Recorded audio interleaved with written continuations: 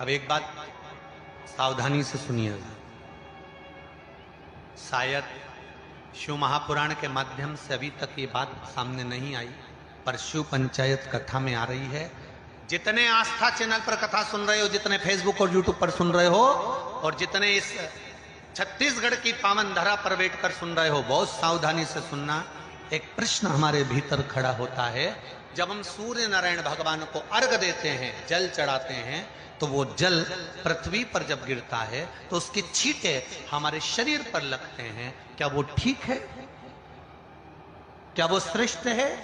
तो शिव महापुराण की कथा कहती है, जब हम सूर्य को अर्घ देते हैं, सूर्य को जल चढ़ाते हैं, वो पानी जब पृथ्वी पर गिरता है, उसके छींटे हमारे शरीर पर लगते हैं, तो वो श्रेष्ठता का भाव निर्मित करते हैं, वो गलत नहीं हो सकता। कारण अब वो भी समझ लीजिए।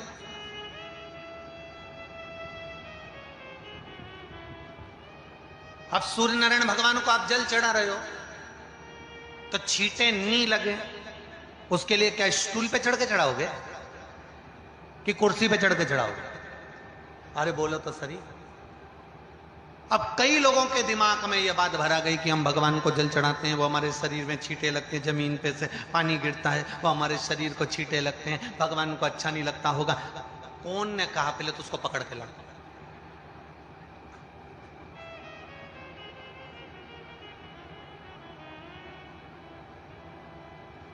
क्योंकि मेरे राम जी महाराज, मेरे भगवान कृष्ण, बड़े बड़े संत, साधु, सन्यासी, तपस्वी, साधक, उपासक जितने भी हुए, जिन्होंने सूर्य की आराधना करी, इन्होंने टेबल पे चढ़कर या कुर्सी पे चढ़कर जल नहीं चढ़ाया, इन्होंने पृथ्वी पर खड़े होकर ही, क्योंकि पृथ्वी तत्व के देव हैं शिव। जब हम मृत्यु लोक पर खड़े होकर, पृथ्वी पर खड़े होकर भगवान शंकर का भाग पृथ्वी तत्व को धारण कर कर जल को हाथ में लेकर जब समर्पित करते हैं, और जो जल नीचे गिरता है वो शरीर पर अगर लगता है तो हमको उसका आशीर्वाद ही प्राप्त होता है, दोष नहीं लगता। पर लोगों ने इसको विपरीत कर दिया। कि कौन ने विपरीत करा? कई लोगों ने इसको विपरीत कर दिया। कौन ने विपरीत करा? तो जो दूसरे धर्म के लोग होते हैं, जिनको हिंदू धर्म से नफरत होती है और जो हिंदू धर्म की पूजन, सेवा, अर्चना को समाप्त करना चाहते हैं, वो धीरे धीरे धीरे धीरे कहने लगे कि सूर्य को जल चढ़ाओगे तो शरीर में लगेगा, शरीर में लगेगा तो दोष लगेगा। इसको कह कहकर घर घर में सूर्य को जल चढ़ाना लोगों ने बंद कर दिया कि आप जल चढ़ाएंगे तो दोष लगेगा, शरीर पे छींटा लगेगा, शरीर को ऐसा लगेगा। ये दोष नहीं है। कितनी सुंदर बात है महाराज। सूर्य नारायण भगवान को जब जल चढ़ाया जाता है, हाथ सिर से 8 इंच की दूरी पर होना चाहिए। जम के बोलिए, सिर से कितना ऊंचा होना चाहिए? 8 इंच ऊपर अपना हाथ होना चाहिए मस्तक से सूर्य को जल चढ़ाते समय।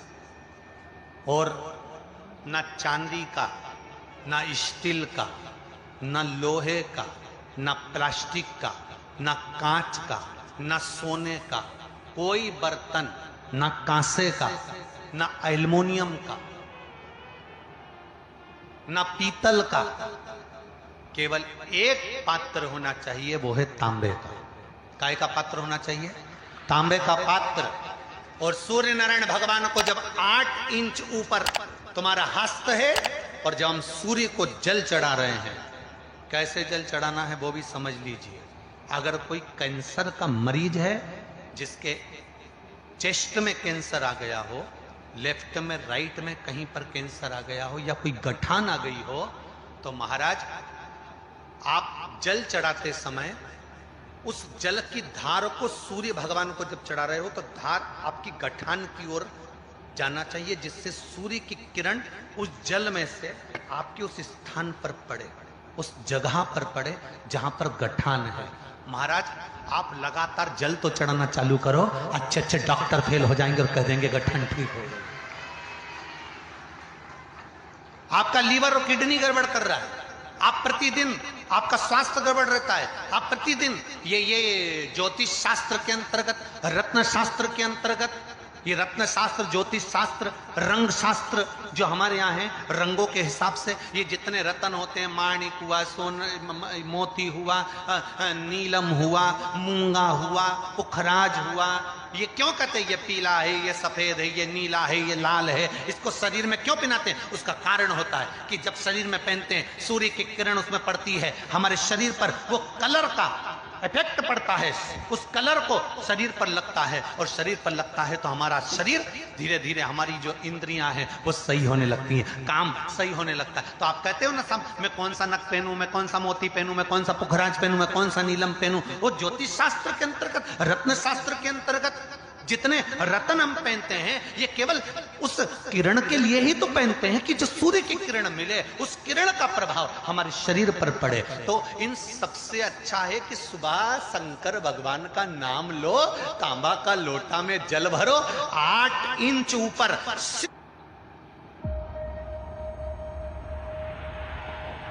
It all started from here.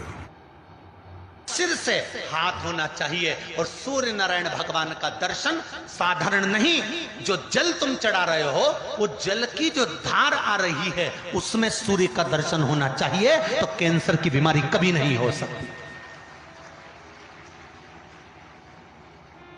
Liver, kidney, heart, आपके हार्ट में अगर तकलीफ है, डॉक्टर ने कह दिया कि इसमें नस चोक है, आपको कहीं ना कहीं छल्ला डलेगा, आपको कह दिया इसमें कुछ ना कुछ प्रॉब्लम आ रही है, आप सूर्य को अर्घ देना चालू कर दो, सूर्य को जल चढ़ाना चालू कर दीजिए। आप सूर्य को जल चढ़ाओ, वो जल की जो तरंग आ रही है, वो जल जो निकल कर जा रहा है, उसकी जो किरण आपके हृदय पर, आपकी छाती पर पड़ रही है, नाड़ियों में पड़ रही है, नसों में पड़ रही है, उसका बल देखो तो सही। 1 महीना लगातार चढ़ाओ तो 15 दिन 20 दिन कर तो देखो। क्यों राम जी महाराज जल चढ़ाते थे, क्यों भगवान कृष्ण जल चढ़ाते थे सूर्य को, क्यों दशरथ जी महाराज जल चढ़ाते थे, क्यों कश्यप ऋषि जल चढ़ाते थे सूर्य को, सारे 33 कोटि देवता, सारे ऋषिवर, साधु संत सन्यासी तपस्वी साधक उपासक सब भगवान सूर्य को अर्घ दिया करते थे। क्यों देते, किस लिए?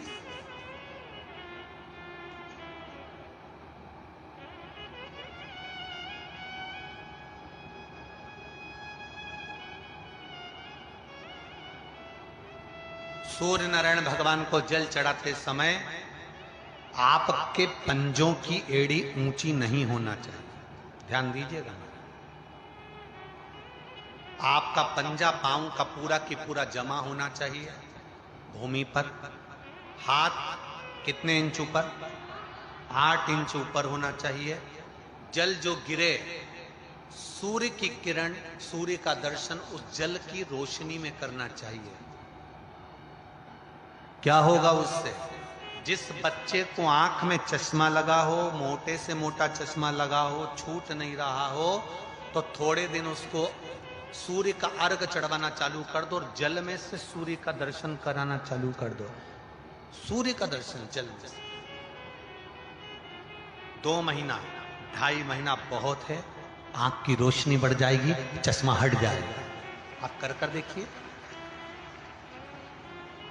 अब एक प्रश्न और खड़ा होता, सूर्य को अर्घ देने, गुरुजी पंचदेव पंचायत में, सूर्य नारायण भगवान शंकर की पंचायत में हैं, सूर्य नारायण को हम फ्लैट में रहते हैं, हम फ्लैट के अंदर रहते हैं, तो हम फ्लैट में रहते हैं, हमारे यहाँ अगर छज्जा नहीं है, हमारे यहाँ जगह नहीं है, तो हम सूर्य को अर्घ कैसे दें? तो महाराज खिड़की तो होगी, अगर घर में फ्लैट में पानी ढुलेगा और आप लोग नहीं समेट सकते तो एक बाल्टी रख लो, एक पात्र रख लो, पर सूर्य नारायण भगवान को अर्घ देकर रोशनी शरीर पर पड़ना चाहिए। जिंदगी में कभी कोई बड़ी बीमारी नहीं आ सकती।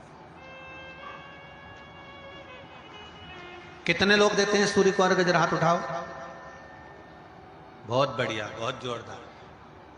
पुरुष लोग भी देते हैं ना, चाहे बच्चे से बच्चा, बच्चों के हाथ में भी 1 लोटा पानी पकड़ाओ। घर में छोटे बच्चे हो ना, उनको तांबे का लोटा दो, पानी दो, जा बाहर खड़े हो जा, 1 लोटा पानी चढ़ा के।